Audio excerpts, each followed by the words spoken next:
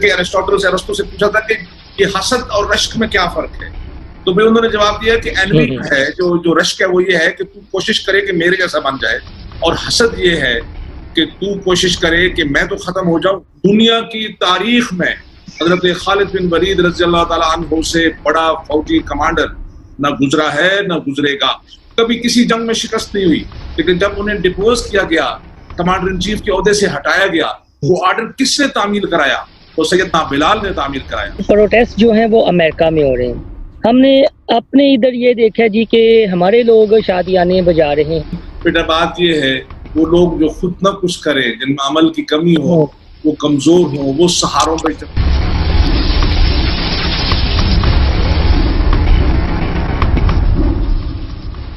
آپ ٹھیک ہیں؟ اللہ کے احسان محسن، میری آواز آپ کو صحیح آ رہی ہے؟ جی سر، بالکل کلیئر ہے سر۔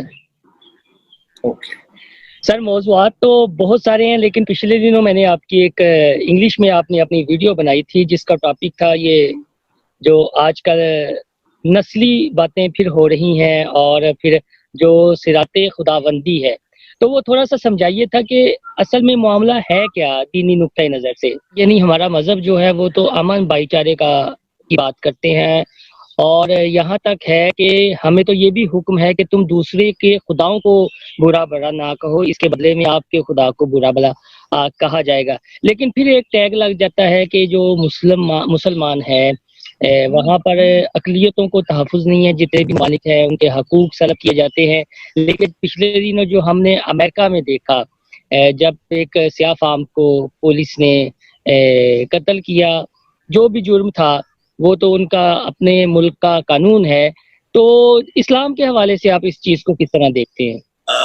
اسلام کا جو اس میں جو احکامات ہیں وہ بڑے کلیئر ہیں اقلیتوں کے معاملے میں۔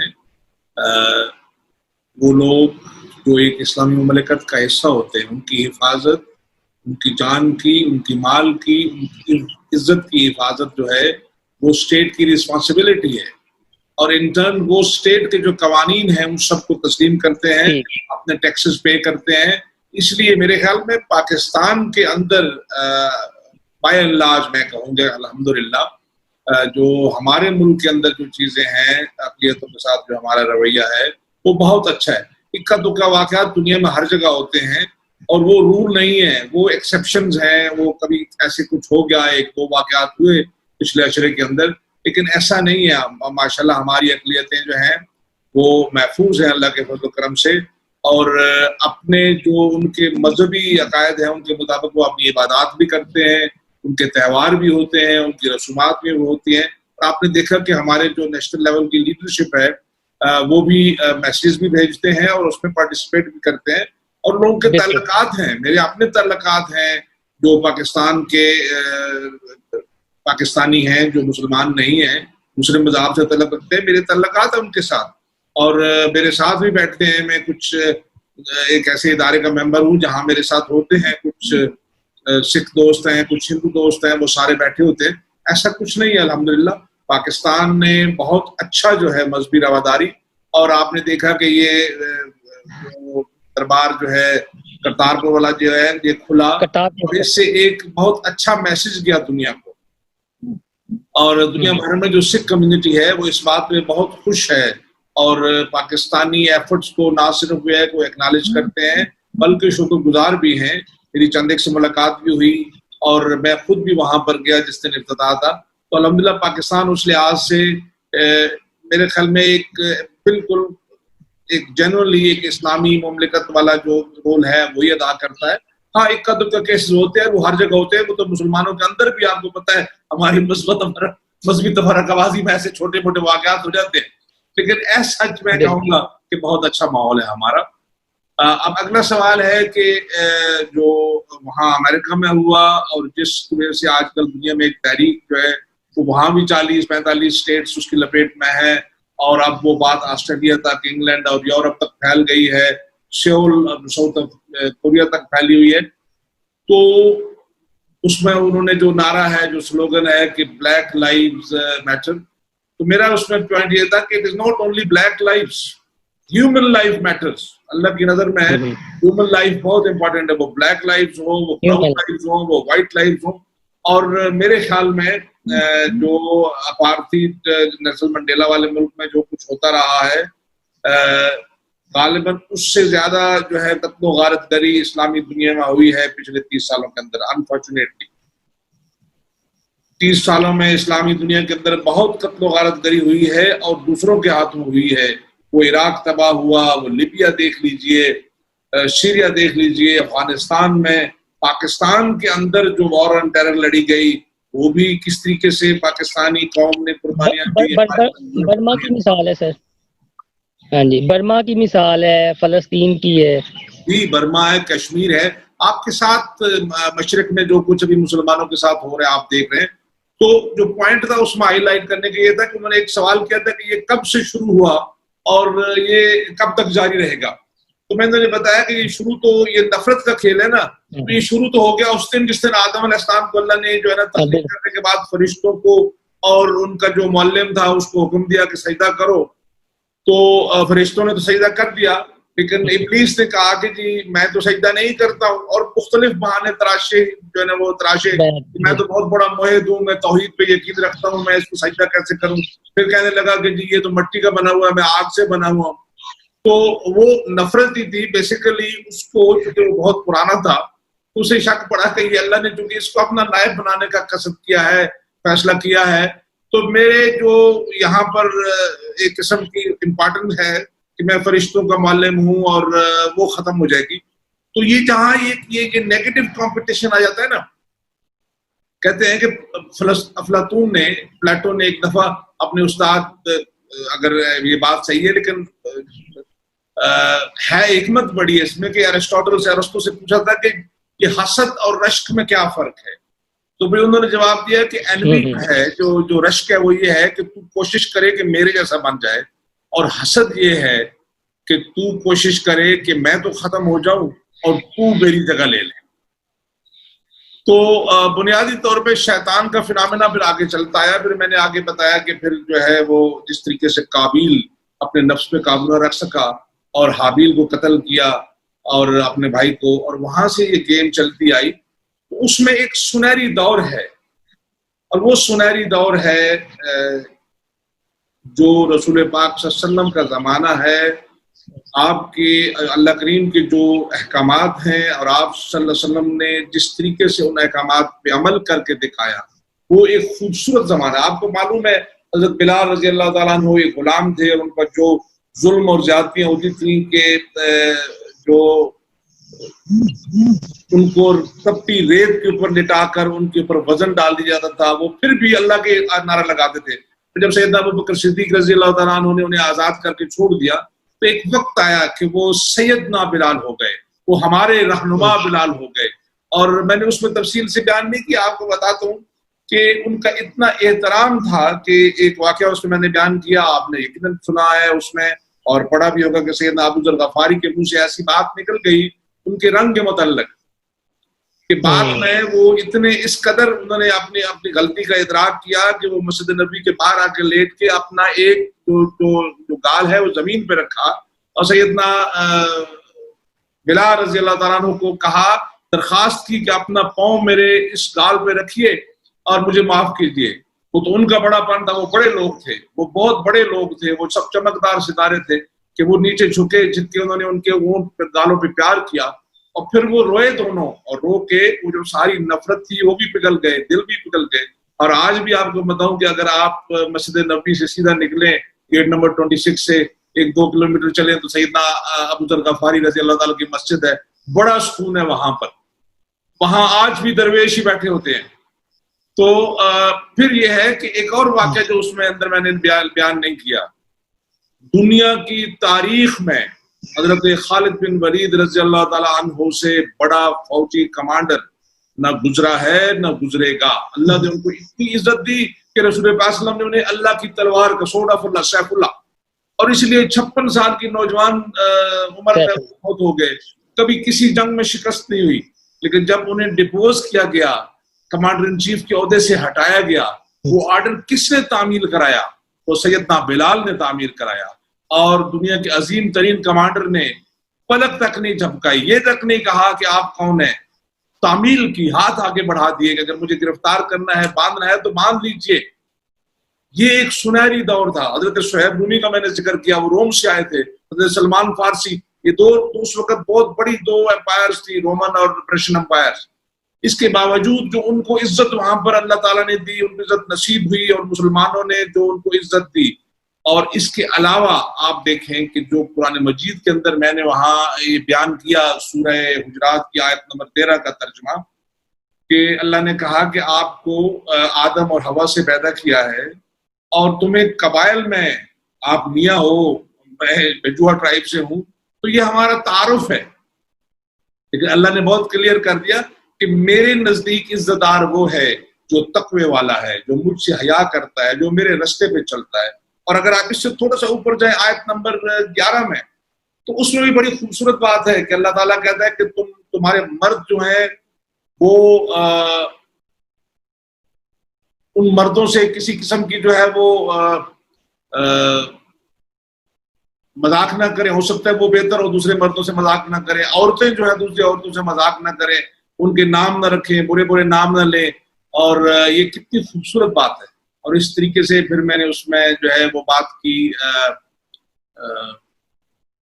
हुज्जतुल वदा के खुतबे की। क्या खूबसूरत खुतबा है, मेरे ख्याल में चार्टर है पूरा जिंदगी गुजारने का।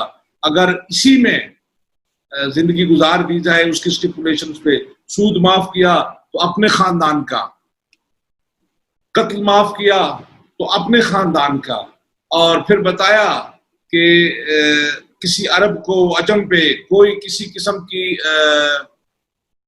बर्तरी नहीं है, किसी अजमी को अरब पे बर्तरी नहीं है, किसी सफेद को काले पे बर्तरी नहीं है, किसी काले को सफेद पे बर्तरी नहीं है। क्या खूबसूरत बातें हैं उसके अंदर। तो वो जो खुतबा है हज्जतुल विदा का, वो पूरा चार्टर है इंसानी जिंदगी गुजारने का, कि माल, जान, इज्जत दूसरों पर हराम करार दी, अमानतें लौटाने का हुक्म हुआ। ये कहा गया कि कोई किसी की दूसरी चीज को जो है ना वो उसको नाजायज तरीके से कब्जा नहीं करेगा। ये कहा गया कोई किसी को हर्ट काज नहीं करेगा। और मेरे ख्याल में अगर दुनिया आज भी कुरान मजीद से और सुन्नत रसूल सल्लल्लाहु अलैहि वसल्लम से इस्तिफादा कर ले, तो दुनिया में कामयाबी हो, मोहब्बत हो, और दोस्ती हो, अखुवत हो, भाईचारा हो। और फिर फैसला जो है, मैंने उसके आखिर में कहा, मैं इस टॉपिक को यहीं पे खत्म करूंगा, कि मैंने आखिर में कहा हम चाहें तो इस दुनिया को जन्नत बना सकते हैं अगर हम जो अहकामात हैं अल्लाह के उन पर अमल करें। तो जो हमारे पास इतनी खूबसूरत एग्जाम्पल है, इतना खूबसूरत उसवा हसना है रसूल पाक सल्लल्लाहु अलैहि वसल्लम का, उस पर चल पड़े, कामरानी है यहाँ पर भी और आखिरत में भी। सर ये बताइएगा कि फॉर एग्जांपल प्रोटेस्ट जो हैं वो अमेरिका में हो रहे हैं, हमने अपने इधर ये देखा जी कि हमारे लोग शादियाने बजा रहे हैं और उन्हें कोस रहे हैं कि कालों ने गोरों को जो है वो जगड़ लिया है, जो बोया वो अब अमेरिका काटेगा। हम लोग क्यों खुश हो जाते हैं बजाय कुछ वे आउट निकालने के कि यार ये तासुब कब तक, यानी जब हम किसी बड़े का कुछ बिगाड़ नहीं सकते तो अगर उसे कोई आंखें दिखा रहा होता है तो हम खुश होना शुरू हो जाते हैं। ये क्या रवैया है? ये आपने बड़ा अच्छा पॉइंट रेज किया मोहसिन। बेटा बात ये है, वो लोग जो खुद न कुछ करें, जिनमें अमल की कमी हो, वो कमजोर हो, वो सहारों पर चलते हैं, वो दूसरों की खुशी में अपनी खुशी तलाश करते हैं, वो दूसरों की कामयाबियों को अपनी कामयाबी। देखो ना, आप देखें कुरान मजीद भरा पड़ा है हर चीज से, तहकीक दूसरे करते हैं, शादियाने हम बजाते हैं, हम फेसबुक पे चढ़ाते हैं, कुरान में ये दिया है। एग्जैक्टली यही है, हमें ऐसी कोई चीज करने का ना हक है। हमें खुद अपने आप को देखिए, अगर हम खुद सही हों तो लोगों को हमारी तरफ देखना चाहिए। हमें दूसरों को देखकर शादियाने बजाने या अफसरदा होने की जरूरत नहीं है। हमारे अपने पास बहुत कुछ है अल्लाह का दिया हुआ, अगर हम चाहें तो हम उसी को इस्तेमाल करके अपनी आंखों में सुरखरू हो सकते हैं और अल्लाह के यहाँ भी सुरखरू हो सकते हैं। तो मेरे ख्याल में ये ठीक नहीं है। हाँ, लेकिन जो जॉर्ज फ्लॉयड का हुआ वो गलत हुआ। गलत इसलिए हुआ कि किसी भी इंसान की तजलील, अब वो उस शख्स के घुटने के नीचे आवाजें लगा रहा था, I can not breathe, I can't breathe, वो माँ को पुकार रहा था, वो खुदा को पुकार रहा था, और उसके साथ और भी लोग खड़े थे जो वेपन उठा के खड़े थे, और कोई फिल्म बना रहा था, कोई आगे नहीं आ रहा था। اور یہ میرے خیال میں پہلا واقعہ نہیں ہے، اس سے پہلے بھی یہ بہت پرانی تاریخ ہے اور بعد میں بھی ہوتے رہیں گے. امریکہ کے اندر تو یہ سلیوری کی تاریخ جو ہے 400 سال سے ہے کہ افریقہ کے لوگ جو ہے وہاں پر آئے. تو یہ چیز غلط ہے، لیکن ہمیں اس معاملے میں خوش نہیں ہونا چاہیے. ہمیں اس معاملے میں خوش نہیں ہونا چاہیے. ہمیں اپنی چیزیں خود کرنی چاہیے، اپنا گھر سنوارنا چاہیے، اور خود وہ کہتے ہیں نا پنجابی میں کہتے ہیں اپنی خاریدہ ہو کر دیو، یعنی جو کچھ آپ نے اپنے سر پہ رکھا ہے وہ بتائیں کہ آپ کے پاس کیا، آپ دوسرے کی سبزی نہیں بیچ سکتے. سملرلی آپ جو ہے اپنے آپ کو ٹھیک کیجیے، آپ چھوڑ دیجیے دوسروں کو. ہاں غلط کہیں بھی ہو اس پہ آواز اٹھائیے کہ یہ غلط ہوا ہے، دنیا کے کسی کونے میں ہو آواز اٹھائیے غلط ہوا ہے. لیکن یہ کہ آپ کے لیے کوئی دوسرا کرے، یہ تو بنی اسرائیل کی سنت ہے بھائی، یہ ہماری سنت نہیں ہے. ہماری سنت عمل ہے، یہ ان کی سنت تھی. انہوں نے کہا تھا کہ موسیٰ علیہ السلام اور خدا جائیں اور وہ بیت المقدس پہ قبضہ کر کے پھر ہمیں بتائیں، ہم آئیں گے. یعنی اس واقعے سے ہمیں سیکھنا چاہیے کہ بھائی جان کہ شادیانے نہ بجائے اپنا دیکھیں کہ ہم کیا کر رہے ہیں. آپ یہ کہنا چاہ رہے ہیں. ابھی آپ دوسرا ہم نے یہ جو کورونا چل رہا ہے، بڑے دکھ کی بات ہے. آج مجھے کسی نے بھیجا، پروفیسر صاحب نے، عرفان یوسف صاحب نے لاہور سے، کہ کسی دکان کے باہر لگا ہوا ہے کہ آپ گھر کا سونا اور گھر کے سرٹیفکیٹ دکھا کے یہاں سے دوائیاں لکھ کے لے جا سکتے ہیں. کیا حالت ہماری ہو گئی ہے. اور پھر دیکھیں جب سے یہ وبا آئی ہے، جو چیزوں کی زندگی سیو کرنے والی جو دوائیوں سے ہم نے اشر کیا ہے، جو خوراک کے آئٹم سے ہم نے اشر کیا ہے، وہ چھوٹے ہوں یا بڑے ہوں ذخیرہ اندوزی ہو رہی ہے. اور اللہ کریم نے اتنے سخت احکامات ہیں کہ ان کو حتمہ میں ڈالا جائے گا جو کن کن تو پیسے رکھتے ہیں. آٹا گیا، چینی گئی، سبزیوں کے جو ریٹس ہیں وہ آسمان سے جا لگے، گوشت کے ریٹس آسمان سے جا لگے. غریب آدمی کیا کرے گا؟ لیکن ہمیں کوئی سوچ نہیں ہے. ہم میں سے کسی پہ کورونا حملہ آور ہو سکتا ہے، ہم میں سے کوئی بھی مر سکتا ہے کسی وقت. اس کے باوجود بھی ایک حل من مزید کا چکر ہے کہ کسی طریقے سے آ جائے. جو چیز 300 روپے کی تھی وہ 3000 کی ہو گئی، جو 3000 کی تھی وہ 20000 کی ہو گئی، جو ٹیکہ 12000 کا تھا وہ 2.5 لاکھ میں بک رہا ہے. یا خوف خدا کرو، اپنے اندر تو جھانکو. اور وہ کسی نے لکھا ہوا تھا کہ میں گیا تو بندے نے میں نے وہ ویڈیو چڑھائی تھی کسی کی کہ میں گیا تو انہوں نے کہا یہ دوائیوں کی قیمت ڈبل ہو گئی ہے. تو مجھے شرمندگی، میرے پاس پیسے نہیں تھے. میں واپس گیا تو دیکھا کہ وہ حاجی صاحب نماز پڑھنے گئے ہوئے تھے. ایک اللہ کے سامنے کس منہ سے جائیں گے اس کی ہر چیز کو ڈیفائی کر کے؟ اللہ کے سامنے تو سرخرو ہو کے جایا جا سکتا ہے جب اس کے احکامات پہ عمل کیا جائے. تو میرے خیال میں آپ نے بالکل یہ ٹھیک پوائنٹ ریز کیا ہے کہ ہمیں اندر جھانکنا ہے، اپنے اندر جھانکنا ہے، اور اپنے اندر جو کوتاہیاں ہیں ان کی تصحیح کرنی ہے. اور جیسے میں نے کہا اپنی کھاری کا جو اپنا ٹوکرا ہے اس کی آواز لگانی ہے کہ میرے پاس کیا ہے، دوسروں کا نہیں. اور نہ ہی دوسروں کی کامیابیاں ہماری کامیابیاں بن سکتی ہیں، نہ دوسروں کی ناکامیاں ہماری ناکامیاں بن سکتی ہیں. ناکامیاں بھی ہماری اپنی، کامیابیاں بھی ہماری اپنی. ہم نے خود مل کے چلنا ہے، کامیابیاں سمیٹنی ہیں، جو غلطیاں ہوئی ہیں ان کو دور کرنا ہے.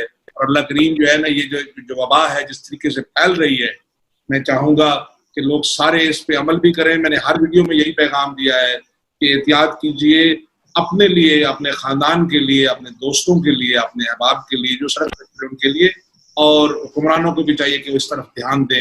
کل ایسا نہ ہو کہ تسلیم کرنا پڑ جائے کہ ہاں جی غلطیاں ہوئی ہیں، لیکن فائدہ کیا ہوگا اگر لوگ بہت زیادہ مر گئے. اس لیے جو بھی ضروری چیزیں ہیں ان کو کیا جائے.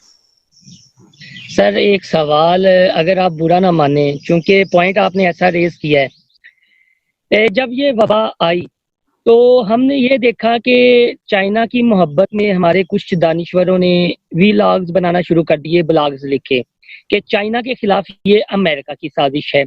جب امریکہ میں یہ پھیل گیا اور یورپ میں پھیل گیا تو یہ کہا گیا کہ یہ چائنا کی اب یورپ اور امریکہ کے خلاف سازش ہے. جو ہم جیسی تھرڈ ورلڈ کنٹریز ہیں وہ کہاں سٹینڈ کرتی ہیں؟ کیوں ہم دو ہاتھیوں کے درمیان ہمیشہ؟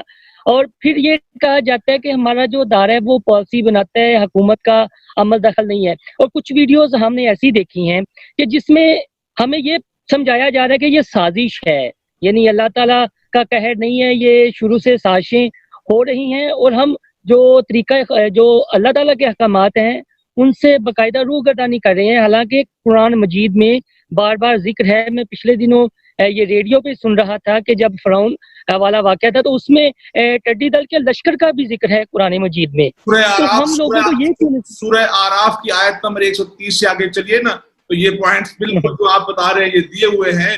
ٹڈی دل بھی, خون کا آنا بھی, جوؤں کا آنا بھی, اور اس کے علاوہ سورہ حامیم سجدہ میں جائیے وہاں دیا ہوا ہے, اور جگہ پہ وارننگز دی ہوئی ہیں. اللہ چاہتا ہے کہ ہم رجوع کریں. بیسیکلی وہ قومیں جو تحقیق نہیں کرتی, جو پڑھائی نہیں کرتی, جو ریسرچ نہیں کرتی, جو دوسروں کے دیے ہوئے ڈیٹا پہ جو ڈیپینڈ کرنے والی ہوتی ہیں, ان کی اپنی کوئی اوپینین نہیں ہوتی, وہ اوپینین چینج کرتے رہتے ہیں. چائنا میں آیا, ہم نے اسے بہت لائٹلی لیا. امریکہ میں گیا, ابھی بھی ہماری آدھی مخلوق یہ سمجھتی ہے کہ یہ حقیقت نہیں ہے, جبکہ یہ حقیقت ہے. اٹ از ویری ڈینجرس, یہ متعدی ہے, ایک دوسرے کو لگتا ہے, اسپیشلی ہماری جو چھینک ہے یا جو ڈراپلیٹس گرتے ہیں, جو کھانسی ہے, اور ہمیں احتیاط کی ضرورت ہے. اس کی ویکسین آنے میں دیر ہے, اس کو صرف اور صرف احتیاط سے ہم کر سکتے ہیں. لیکن جو قومیں اپنی تحقیق نہیں کرتی, جو پڑھائیاں چھوڑ دیتی ہیں, جو غور و فکر اور تجربات کٹا دیتی ہیں, وہ قومیں ہمیشہ دوسروں پہ ڈیپینڈنٹ ہوتی ہیں ہر چیز کے لیے. ہم ویکسین کے لیے بھی ڈیپینڈنٹ ہیں, ہم تحقیق کے لیے بھی ڈیپینڈنٹ ہیں. نہیں, ہمارے پاس بہت اچھے اچھے قابل لوگ ہیں. جو کچھ ہمارے لوگوں نے بنایا ہے, اور جس طریقے سے بنایا ہے الحمدللہ وہ کوئی اور نہیں بنا سکا. اس لیے آج ہم قوموں میں اگر ہمارے پاس کو اللہ کریم نے چیز دی ہے تو ہمارے اپنے لوگوں نے وہ چیز بنائی ہے. تو اگر لوگوں کو موقع دیا جائے تو ہمارے لوگ کر سکتے ہیں. Only thing is to provide the opportunity to people to trust the people. اور اگر ہم یہ کریں گے تو پھر ہمیں یہ دوسروں کی چیزوں پہ چلنے کی نا روزانہ اپنی رائے تبدیل کرنے کی ضرورت نہیں ہوگی. ہماری رائے بڑی فرم ہوگی اور دوسرے ہماری رائے کا انتظار کریں گے. تو سر لاسٹ میں یہ بتائیے گا, اسی ٹاپک سے ریلیٹڈ ہے جو میں نے سوال کیا, کہ یہ ہم ہاتھیوں کی لڑائی میں جس طرح پہلے بات کی کہ یار اگر امریکہ میں نسل کشی ہو رہی ہے تو ہم شادیاں بجا رہے ہیں, اسی طرح یہ وبا کا چکر ہے تو ہم 5th جنریشن وار یا ہائیبرڈ وار کے چکروں میں ہم اپنی قوم کو الگ ٹرک کی بتی مگر لگا دیتے ہیں. یہ کب تک سلسلہ چلے گا, اور کیسے ہم شعور بیدار کر سکتے ہیں کہ یار چیزوں کو گہرائی میں جا کر سوچا کریں, سمجھا کریں. آئی ایگری, جو کچھ آپ نے کہا بالکل صحیح کہا. اور ہمیں یہ مثالیں دینے کی بالکل ضرورت نہیں ہے کہ ہمارے لوگ انڈیا سے کم مر رہے ہیں, فلاں جگہ سے کم مر رہے ہیں. ہمارا ہر ایک بندہ قیمتی ہے اور وہ مر رہا ہے, اسے نہیں مرنا چاہیے. وہ کفیل ہے کسی فیملی کا, وہ بچہ ہے کسی ماں باپ کا, وہ باپ ہے کسی فیملی کا, وہ ماں ہے کوئی. اور یہ غلط چیزیں ہیں, یہ ہمیں نہیں کرنی چاہیے. آپ پہلے ہی میں کہہ چکا ہوں کہ نہ ہمیں دوسروں کی شادیانے بجانے چاہیے صبح پر, اور نہ ہی دوسروں کی کامیابیاں سمیٹنی چاہیے. ہمیں ساری چیزیں خود کرنی ہے. ہماری آئندہ نسل کو یہ ذمہ داری سنبھالنی ہے, انہیں یہ سمجھنا چاہیے. میرے خیال میں ہم اپنے پروگرام کے جو ہے نا بالکل اینڈ پہ آنے والے ہیں, تو انشاءاللہ مزید اس سلسلے کو جاری رکھیں گے. محسن, تھینک یو ویری مچ. آپ کبھی کبھی آتے ہو اور آپ خوبصورت باتیں پوچھتے ہو, اور میں بھی دل کھول کے آپ سے گفتگو کرتا ہوں. کسی قسم کی کوئی چیز جو ہے وہ چھپاتا نہیں ہوں, اس لیے کہ یہ چیزیں لوگ بچے سنتے ہیں ہمارے, اور ہو سکتا ہے اس میں سے کسی کے لیے کوئی پیغام ہو, کوئی سمجھ لے, کوئی اچھی چیز ہو جائے, تو ہمارا بھی ایک توشہ بن جائے گا. اللہ آپ کو جزائے خیر دے. Thank you very much.